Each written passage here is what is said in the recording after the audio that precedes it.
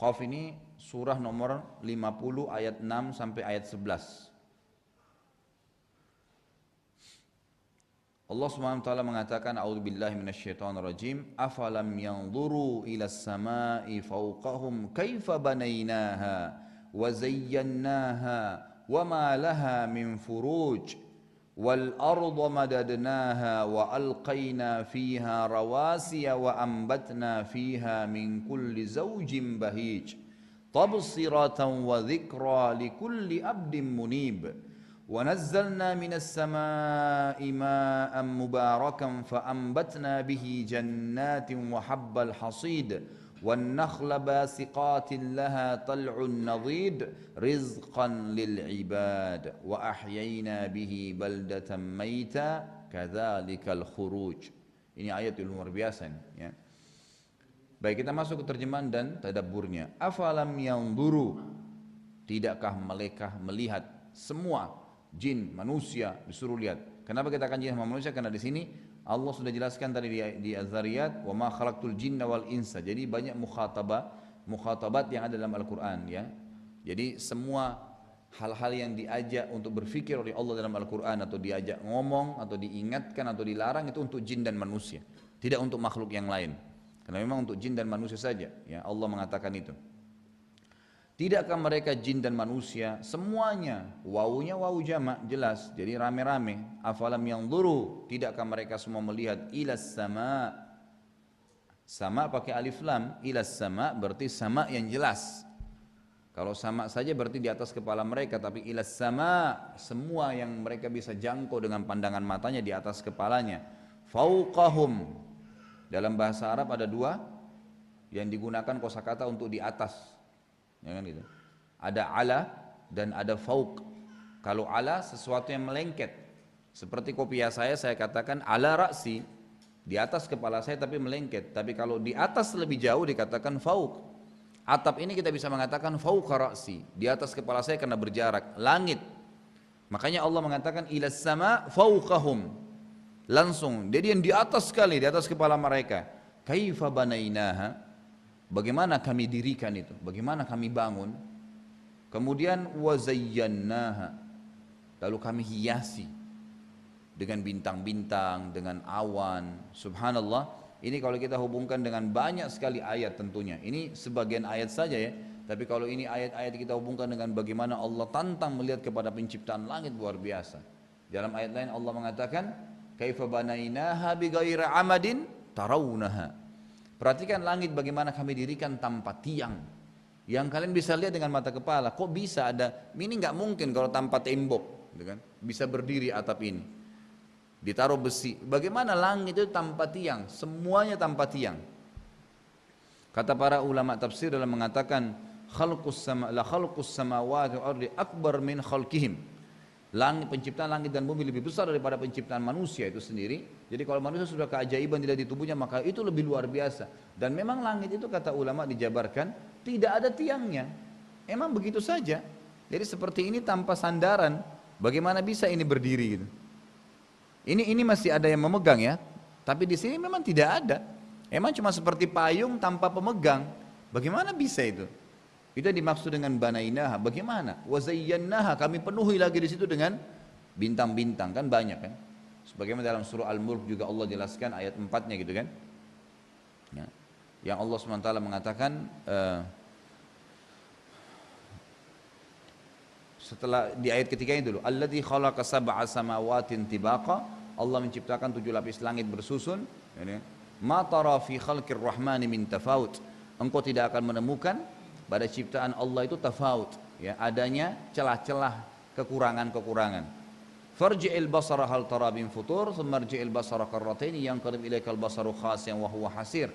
Kemudian pandangkanlah matamu ke langit itu, kau tidak akan pernah menemukan satu pun celah aibnya, kekurangannya, dan kalau kau turunkan pandanganmu, maka niscaya pandanganmu akan merasa capek sementara belum mendapatkan kekurangannya. Lalu pandangkan sekali lagi, niscaya kamu akan turunkan lagi kembali pandanganmu dalam kondisi letih sementara dia tidak mendapatkan kekurangannya. Kemudian Allah mengatakan walaqad zayyana as-samaa'a ad-dunya bimasabiha waja'alnaha rujuman lisyaitan wa a'tadna lahum adzabas sa'ir.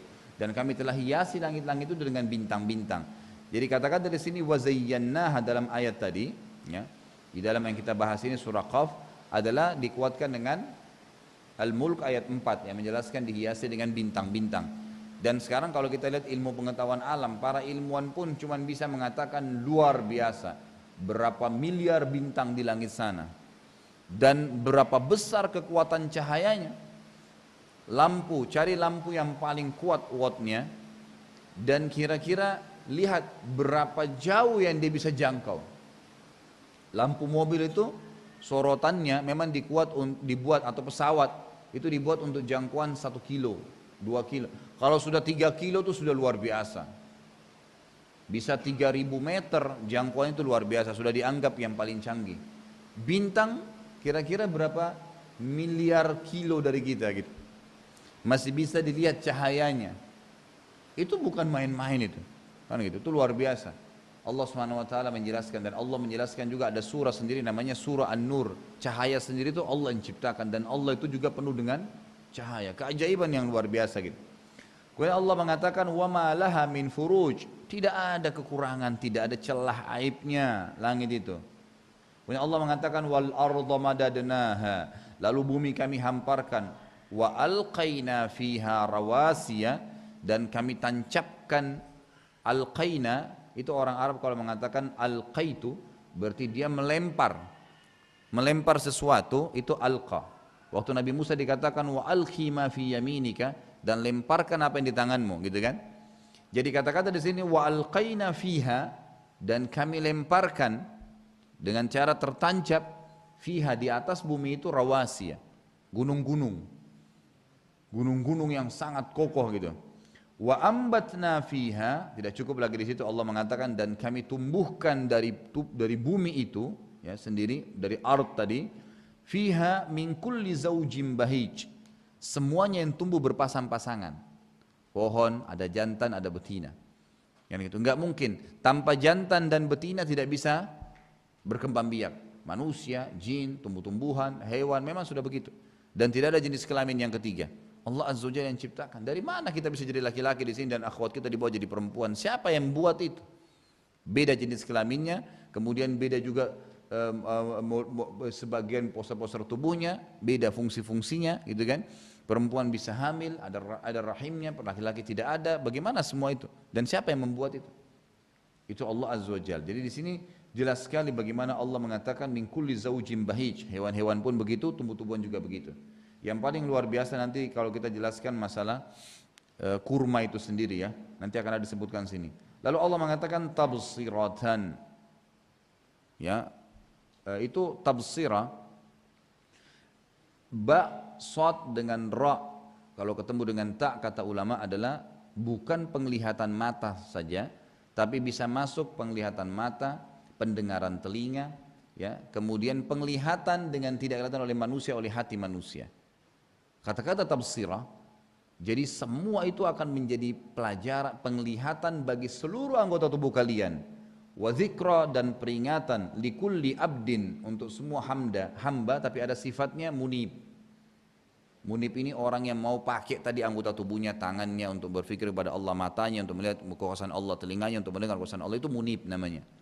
Di abdin munib adalah hamba yang mau melihat ini, bukan cuma bangun tidur lagi, makan aja itu sudah cukup, kita bisa lihat dari mana nasi ini, beras ini, oh dari padi itu bagaimana bisa tumbuh, berapa lama petani harus kelola, melalui air, melalui ini, proses ini, dibersihkan segala yang kita cuma tahu masukin di mulut, tidak. Lalu bagaimana pada saat saya masukin di mulut, ini fungsinya bisa, gigi saya siapa yang ciptain, bisa fungsi untuk, ini ada gigi taring, ini ada gigi yang menghancuri, ini ada gigi yang meratakan, kemudian kita kunyah. Kenapa harus dikunyah? Kemudian pada saat dikunyah ada rasa di lidah. Dari mana ini keajaiban yang luar biasa? Kemudian masuk ke tenggorokan. Di tenggorokan begitu masuk, subhanallah, begitu masuk ke usus terbagi.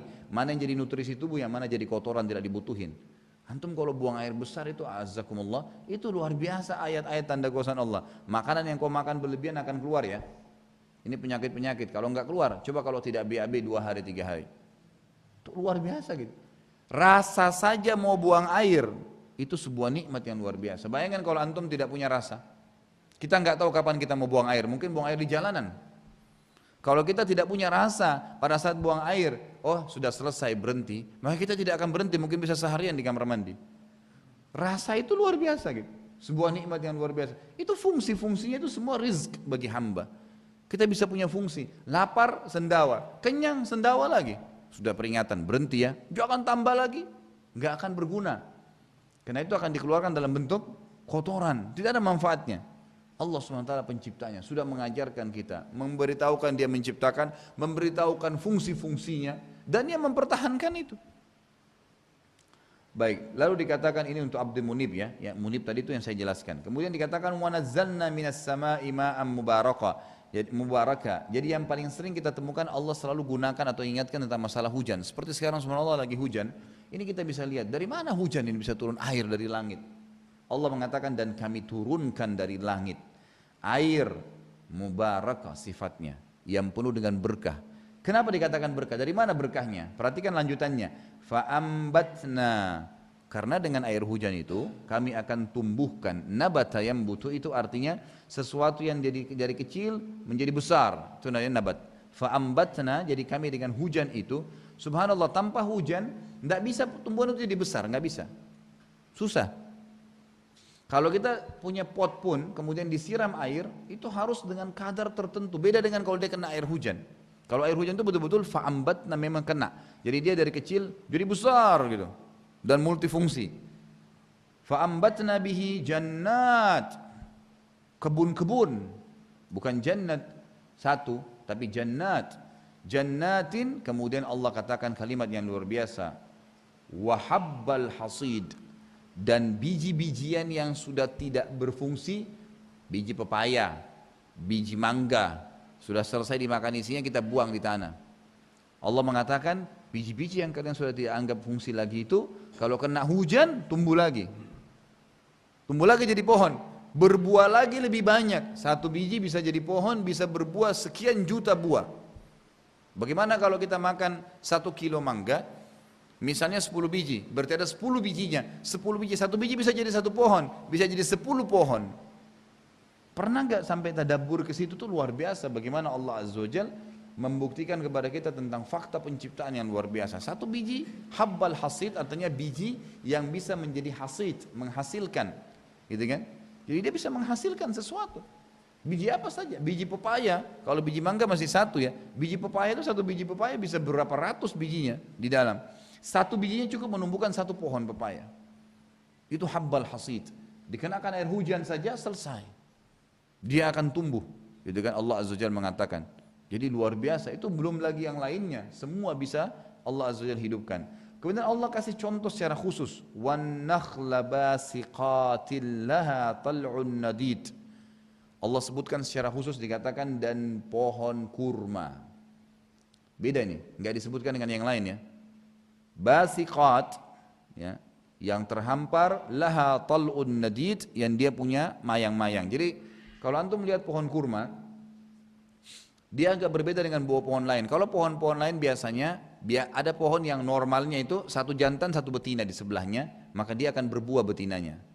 Dan satu jantan itu tidak mudah untuk membuahi banyak betina. Tapi kalau kurma agak berbeda. Itu semua rata-rata kebun kurma, satu pohon kurma, itu satu kebun kurma, satu batang, satu saja bisa jantannya di tengah-tengah kebun ditaruh, yang lainnya betina, itu bisa semuanya berbuah. Dan subhanallah kalau udara sangat panas sekali, itu nanti di pucuk pohon jantan kurma itu akan ada seperti sperma laki-laki, banyak sekali gitu. Nah itu nanti pekebun-kebun kurma ini dia akan naik melihat, makin panas udara, maka makin banyak si jantan mengeluarkan seperti sperma laki-laki persis, warnanya putih dan mengantong di pucuknya itu banyak. Kemudian nanti angin panas itu akan membawa dan menempelkan dengan hikmah Allah ke pohon-pohon betina dan semua berbuah. Dan satu pohon bisa sekian ratus buah, bisa sekian ribu buah. Makanya Allah khususkan masalah kurma. Ya, belum lagi di sini ulama mengatakan lebih dalam dibahas kurma itu keajaibannya sendiri dari sisi penciptaannya. Kurma itu ada mungkin ratusan jenis dengan satu macam pohon. Satu macam pohon gitu kan. Sekian ratus macam kurma. Dari yang biasa sampai yang paling bagus. Kita biasa lihat ini kurma Tunis lain, kurma Mesir lain, kurma ini lain, kurma ini lain. Semua beda-beda dan rasanya beda-beda. Gitu kan? Mirip memang manis tapi berbeda-beda. Nanti tentu ada kurma yang terbaik adalah ajwa, tapi yang jelas kurma-kurma itu macam-macam jenisnya. Kemudian Allah tidak hanya sekedar mengatakan keajaibannya, ya. Di sini ulama mengatakan dari kata-kata basiqatin laha tal'un nadid, bukan hanya sekedar keajaiban bagaimana jantan membenihi betina-betina tadi dengan hikmah Allah, tapi juga buah-buah yang lahir, gitu kan? Misal satu jantan, kemudian betinanya ada banyak. Nanti di sini ada pohon rutop, ada di sini pohon kurma yang lain, ambar, ada pohon apa. Tetap sama dengan jantan yang satu itu nanti bisa ini buahnya lain, ini buahnya lain, ini buahnya lain, ini buahnya lain gitu. Keajaiban yang luar biasa. Kemudian ada nutrisi-nutrisi yang sangat luar biasa buat manusia. Bukankah sabda Nabi SAW sebaik-baik buka puasa bagi orang yang puasa adalah kurma dan sebaik-baik makanan untuk orang yang sahur adalah kurma. Semua dilarikan ke kurma. Nabi SAW paling gemar setiap hari pasti makan kurma dan beragam macam manfaat dari kurma itu sendiri. Tentu kalau mau dirincikan dari pertemuan ini mesti 2 jam untuk bahas masalah kurma saja. Luar biasa multi manfaatnya gitu kan. Jadi selain pohonnya juga buah-buahnya yang dihasilkan itu sangat luar biasa. Kemudian Allah mengatakan dalam penutupan ayat rizqan lil ibad, memastikan semua itu, semua tadi yang sudah disebutkan fasilitas buat hamba-hamba, buat makhluk. Kemudian Allah masih kuatkan lagi manfaat daripada hujan, wa ahyayna bihi baldatan maita, dan dengan hujan itu bukan cuma sekedar tumbuh-tumbuhan, tapi kami hidupkan negeri yang sudah mati. Kebakaran, turun hujan, habis. Kering, turun hujan, selesai. Hidup semua kembali. Sungai kering, kena turun hujan, jadi sungai kembali. Semua bisa dengan air hujan itu. Kadzalikal khuruj. Allah ingin titik beratkan poin penting terakhir penutupan ayat, begitulah kami membangkitkan kalian. Nanti hari kiamat, begitu kami bangkitkan kalian, hanya turun hujan, selesai. Dalam sebuah hadis yang sahih dikatakan Nabi SAW bersabda, Allah akan turunkan hujan nanti, kemudian hujan tersebut akan menyentuh tulang-tulang ekor kalian, maka kalian akan tumbuh seperti tumbuhnya tumbuh-tumbuhan. Hujan Allah SWT mengatakan. Dan dalam ayat lain dikatakan, A'udzubillahi minasyaitonir rajim, wa ja'alna minal ma'i kulla syai'in hayy. Kami jadikan dari air itu semuanya bisa hidup. Semuanya bisa hidup. Dari mana air ini? Gitu kan? Memang kalau dia cuma murni air saja, nanti kalau dicampur teh jadi warna ini. Semua hampir yang cairan dari air. Dan Allah hidupkan segala sesuatu dari situ. Semua, tidak ada yang bisa hidup tanpa air. Manusia bisa hidup dengan air saja, gitu kan? Dan manusia tidak bisa hidup hanya dengan makanan saja. Ya, makanya pernah ada sahabat berkata, kami pernah, walaupun ini kelebihan Zamzam ya, kami pernah hidup ya di Mekah selama sebulan. Abi Dzar radhiyallahu anhu, pada saat beliau datang masuk Islam, itu beliau sempat tinggal sebulan di Mekah, tidak punya apa-apa kecuali minum Zamzam. Tidak makan apa-apa. Karena waktu itu dia belum tahu mana Nabi SAW. Dan orang-orang Mekah waktu itu kalau ada yang menanyakan siapa Nabi SAW lalu digebukin, dipukulin. Dan dirahasiakan beritanya. Abi Dzar orang dari luar, Al-Ghifari, sukunya Ghifari ini suku besar di luar Mekah dan mereka terkenal perampok semua. Maka dijaga tidak. Nabi dia bilang, saya sempat hidup dengan minum Zamzam saja dan sudah selesai. Dan ini sabda Nabi. Zamzam itu minuman dan sekaligus makanan yang mengenyangkan. Air memang begitu fungsinya. Luar biasa gitu. Baik. Kemudian jadi ini kurang lebih dalil-dalil dan tentu masih banyak dalil yang berhubungan dengan masalah rezeki-rezeki dan bukti dari Allah SWT. Sekarang yang kita masuk ke inti bahasan juga, di poin selanjutnya adalah apa yang harus dijadikan atau dipegangi oleh orang mukmin agar rezeki Allah tadi, fasilitas itu bertambah atau minimal bertahan. Namun sebelumnya saya ingin jelaskan dulu poin penting. Tadi saya jelaskan di awal pertemuan, rezeki seperti pohon. Ada buah yang bergeletakan, ada buah yang bergelantungan kan gitu. Ini tinggal diambil fasilitas udara yang kita hirup, misalnya fungsi-fungsi tubuh, dan ada yang bisa harus kita ambil. Perlu antum tahu, dan ini poin penting sekali. Rezeki tadi yang seperti pohon itu, orang kafir dan orang mukmin boleh mengambilnya. Makanya jangan heran kok orang kafir ada rezekinya. Ya memang begitu. Rizqan lil ibad, untuk semua makhluk. Untuk semua makhluk. Memang tidak ada larangan. Gitu kan? Tidak ada masalah. Hanya saja Allah Subhanahu wa taala membedakan antara rezeki mukmin dengan kafir di berkahnya. Allah Subhanahu wa taala berkahi rezekinya orang mukmin. Gitu kan? Ini bedanya di masalah rezeki. Kata para ulama bedanya adalah di masalah rezeki dan beda dengan orang kafir yang tidak ada rezekinya. Ingat saudaraku, ada poin penting juga. Salah sekali pemahaman sebagian umat Islam yang mengatakan bahwasanya orang-orang kafir hidupnya enak, nikmat, kenapa ya kita orang mukmin tapi miskin? Antum kalau mau bandingkan antara orang kaya, kalau mau bijaksana ya, harus dibandingkan dengan orang kaya juga. Enggak boleh orang kaya dibandingkan dengan orang miskin, enggak. Kalau antum membandingkan orang kayanya kafir, miliaran, cari orang mukmin, muslim yang kaya, baru balance. Jangan antum bandingkan diri antum sama, oh kenapa itu orang kaya, tetangga saya. Kita memang dasarnya sudah miskin, enggak bisa. Antum bandingkan keadaan antum dengan yang kafir, miskin seperti antum, baru antum bisa bedikan. Jangan ini tidak balance ini kalau kita membandingkan. Jadi cari banyak sekali buktinya orang-orang mukmin yang kaya mengalahkan orang kafir yang kaya. Dan subhanallah kata ulama, perbedaan berkahnya di sini. Kalau orang-orang kafir itu karena mereka tidak kenal yang namanya haram, maka hidupnya semua susah. Walaupun banyak hartanya, tapi susah. Penuh dengan utang, terganggu, rumah tangganya rusak, anaknya sakit, dia sendiri cuci darah, beragam macam masalah yang dihadapin. Tapi kalau orang mukmin yang ngikutin sistem yang benar ya, maka insya Allah kalau Allah bukain rezeki buat dia di situ, diperbanyak rezekinya. Pastikan kalau kita fokus masalah kebutuhan sehari-harinya lebih banyak dibuat, dan dia dalam sistem yang benar maka terus akan berkah. Kalau dia melanggar juga sistem, tetap dia ikuti seperti orang kafir tidak kenal yang haram, ya maksudnya tetap yang haram juga dilakukan dengan riba, dengan manipulasi, maka juga dia akan menghadapi masalah yang sama dengan orang kafir. Berkahnya diangkat, maka dia jadi sakit, cuci darah, kemudian anaknya sakit, rumah tangganya rusak, sama dengan orang kafir kondisinya. Tapi kalau tidak, maka dia akan balance, dia akan luar biasa. Banyak sekali contoh. Dari kalangan sahabat, Abu Bakar, Umar, Uthman, Ali, orang-orang kaya dari kalangan sahabat. Kan gitu. Uthman orang kaya raya, Abu Bakar orang kaya raya, punya perkebunan banyak. Gitu kan? Bukankah Uthman radhiyallahu anhu pernah membiayai pasukan Ushrah, perang Tabuk, ya, yang beliau menyumbang sekian ribu unta dan kuda dalam peperangan, kemudian sampai membeli sumur, dikenal dengan sumur Rumat, dan seterusnya. Kata Nabi SAW, tidak ada lagi yang bisa menghalangi Uthman masuk ke surga setelah apa yang dilakukan hari ini. Banyak sekali yang diinfakkan, gitu kan? Banyak sekali yang dikeluarkan oleh beliau. Tapi itu contoh, orang-orang kaya banyak. Kalau kita angkat sekarang, di depan mata saya, ada mungkin ratusan, mungkin bisa kita bahasakan ribuan. Di Saudi itu banyak sekali ulama yang kaya raya, banyak sekali. Dan sudah biasa itu kalau seorang alim kaya raya, biasa sekali. Tapi memang dalam akidah yang benar itu luar biasa, banyak sekali. Punya mobil, punya usaha, punya ini, punya kedudukan, banyak. Tapi kalau orang-orang muslim yang memang dasarnya dia jauh dari manhaj yang benar, ikhtiarnya jauh dari akidah yang benar, maka itu masih akan menyimpang, akan hilang berkahnya. Tapi kalau enggak, banyak. Imam Haram di Mekah, kaya raya itu. Mereka kaya raya gitu kan. Dan negara-negara yang mayoritas muslim, Indonesia sendiri kaya. Cuman banyak individu yang tidak bertanggung jawab menyalahgunakan itu. Coba kalau mereka jalankan dengan yang benar, sebagaimana yang kita sebutkan kiat-kiatnya, maka itu pasti akan tidak ada masalah.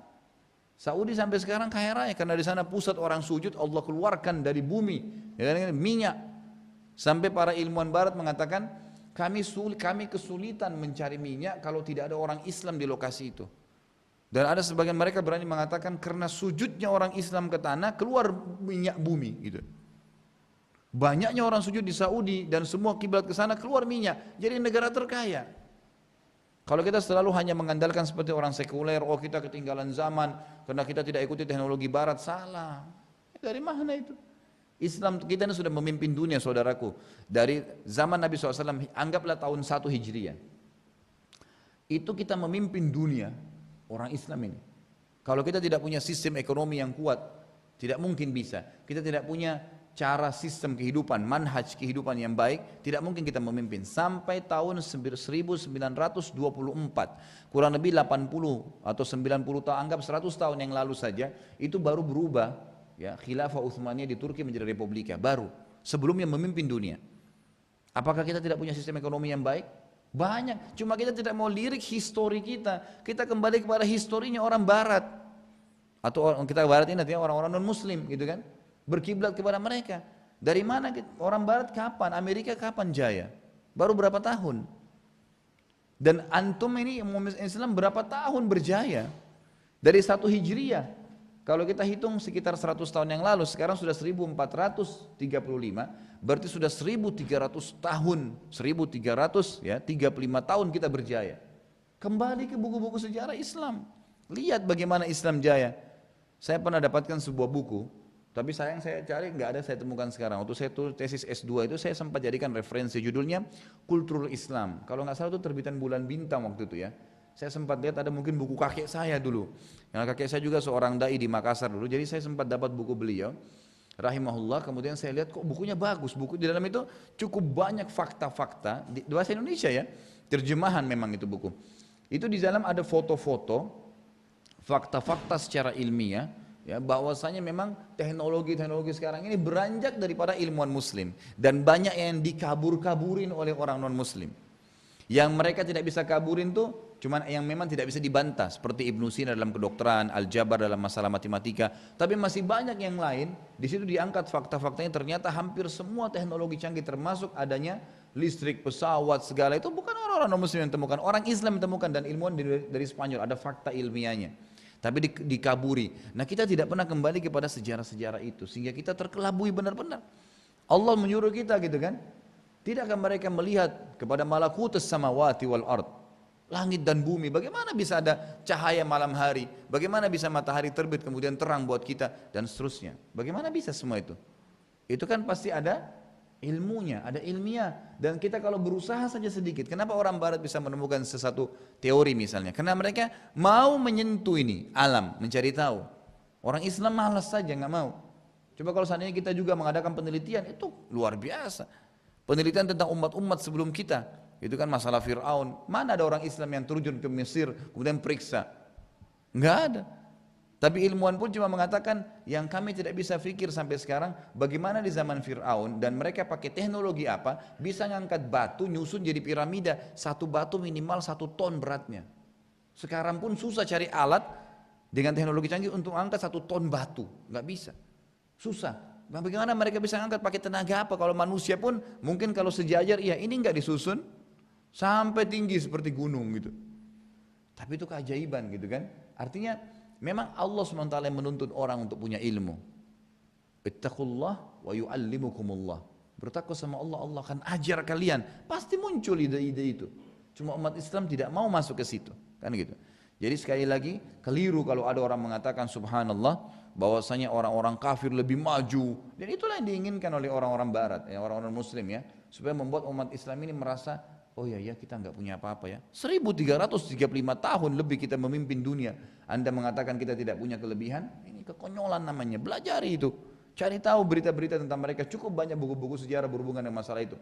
Ada uang berangkat, lihat peninggalan-peninggalan di Spanyol, peninggalan-peninggalan di Turki gitu kan. Bagaimana umat Islam berjaya dulu.